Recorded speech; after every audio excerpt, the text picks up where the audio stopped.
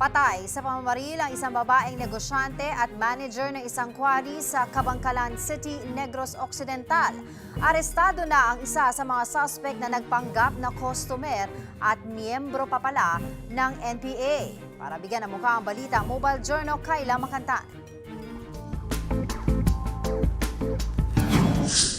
Dalawang tama ng balang kumitil sa buhay ng isang babaeng negosyante mula sa dalawang gunmen na nagpanggap na customer.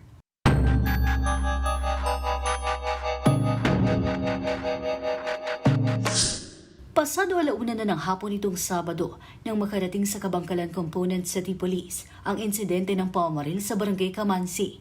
Dinala agad sa ospital ang 56 na taong gulang na biktimang si Virginia Abustan, manager ng isang quarry sa lugar na nagmamay-ari rin ng sari-sari store. Pero idineklara siyang dead on arrival. Noong araw na yon, pumunta sa tindahan ng biktima mula sa quarry para sana mananghalian. Lumapit po itong dalawang suspects, nag-pretend po na customer. Then pag talikod po ng victim ay binaral agad. Napuruhan sa ulo at ibabang bahagi ng kilikili ang biktima na kanyang ikinasawi.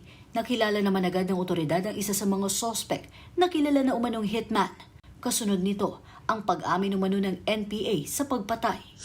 Nag-press release na rin yung spokesperson ng Armando Sumayang Jr. Command ni People's Army Southwest Negros Guerrilla Front na sila yung may kagagawa ng pagpatay doon sa victim. Sinasabi nila na itong victim ay asset ng gobyerno at nag-guide sa previous na mga encounter. Inihahanda pa ang mga dokumento para sa pagsampa ng kaukulang kaso sa mga sospek. Sa ngayon, nasa kustodiya muna ng otoridad ang pamilya ng biktima para matiyak ang kanilang seguridad.